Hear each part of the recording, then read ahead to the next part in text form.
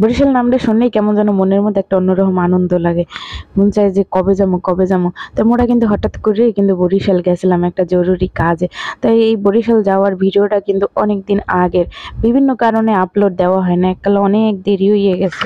আর মোরা সবসময় বরিশাল গেলেই লঞ্চে যাই, কারণ কি তিনটে মাইয়া পোলা লই আসলে গাড়িতে যাওয়া সম্ভব না। আর মোর মাইয়া পোলা লঞ্চে বরিশাল গেলে অনেক এনজয় করে, আর অনেক মজা পায় লঞ্চে চড়তে, আর কি যে খুশি হয়, লাফালাফি দুষ্টামি, তারপর লঞ্চ ছাড়ার মুহূর্তটা তো ওগো কাছে আরো আনন্দের। তাই লঞ্চে উঠলেই মই করে কি যে টাইপের খাওয়ান হয় সব খাওয়ান কিন্তু মোর খাওয়া লাগবে।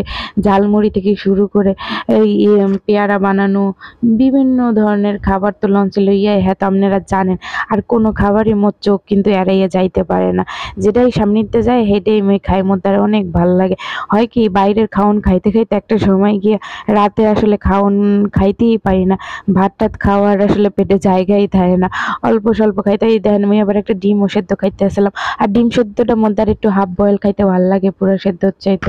তো মোর মাই পোলাও কিন্তু মোর লগে কাল পাল্লা দিয়া বাইরের খাওন খাইতে আসলে। এদিকে আম্মাকে দুলাভাই দরজার সামনে দাঁড়াইছে, হেও আবার খাইতে আসলে মুড়ি। হে আবার অবশ্য বাইরের খাবার অত বেশি একটা পছন্দ করে না। তাই মোরা এখন কেবিনে গুনে একটু বাইরে বাইরে শিখই, একটু সামনে একটু হাঁটাচলা করি। আর মোরা কেবিন নিচে হয়েছে কি মাঝখানে, মাঝখানে এসে কি নদীর সাইডে নিতে ভয় লাগে, মাইয়ে পোলা দৌড়াদৌড়ি লাফালাফি করে, এর লেগিয়া মোরা লঞ্চে গেলে কেবিন একটু মাঝখানে নেওয়ার চেষ্টা করি। তাই এখন মোরা একটু লঞ্চের সাইডে আইসি। অগো আসলে বরিশালের বড় বড় লঞ্চগুলো দেখাইতেছিলাম, ওরা দেখে অনেক মজা পাইতেছিল, আবার পানি টেনে দেখতে আসলে, আবার অগো দিকে একটু খেয়াল রাখতেছিলাম। মোর প্রচন্ড ভয় লাগতেছিল, আসলে মোর পোলাপান যে দুষ্টু দুষ্টু, ওরা যেভাবে লাফালাফি করে। আর এদিকে দেখেন মোর মাইয়াটা কিন্তু একটু অসুস্থ আসলে, ওর গায়ে আসলে প্রচন্ড জ্বর। তো এই অবস্থায় মোরা যাইতেছিলাম, আমার যেহেতু একটা জরুরি কাজ আসলে, কিছু করার আসলে না, যাওয়াই লাগবে। তার মোর ছোট মাইয়া অসুস্থ থাকলেও ও কিন্তু প্রচুর মজা পাইছে লঞ্চে যাইয়া। ও আসলে অনেক খুশি আসলে, চারদিকে মানুষজন দেখছে, এবার লঞ্চের লাইটিং টাইটিং দেখে আসলে ও অনেক খুশি আসলে। তাই পদ্মা ব্রিজ হওয়ার পর লঞ্চে আসলে আগের মতো ওইরকম ভিড়টা নাই। এখন লঞ্চের বেশিরভাগ কেবিনে দেখা যায় কি ফাঁকা থাকে। একটা সময় আছে যে লঞ্চে যাওয়ার লাগে কেবিন আসলে পাওয়াই যেত না, অনেক হইতো কেবিন পাইতে। আর ঈদের সময় তো কথাই নেই।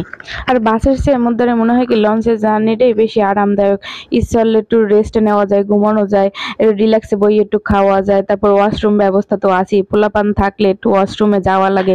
লঞ্চ ছাড়ার পর মোরা আবার রাইতের খাওয়ান খাইয়ে নিতে আসলাম। মোরা আসলে বেশিরভাগ খাওয়ানি বাসায় গুনে আনছি, গরুর মাংস আর মুরগির মাংস।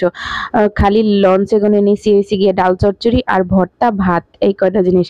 কারণ কি লঞ্চে আসলে খাওয়ার দাম প্রচুর বেশি, হেঁটে যদি বাসা দিয়ে আনা যায় হেঁটেই সবচেয়ে ভালো। তো এখানে আবার মোর ছোট মায়ের একটু কানতে আসলে, ওর আসলে অনেক শরীর খারাপ, দেখেন একালে কেমনি হুগাইয়ে গেছে, ও আসলে খাইতেও পারতে আসলে না। তো মায়ের অবস্থা দেখে মোর আসলে আরো বেশি খারাপ লাগতে আসলে।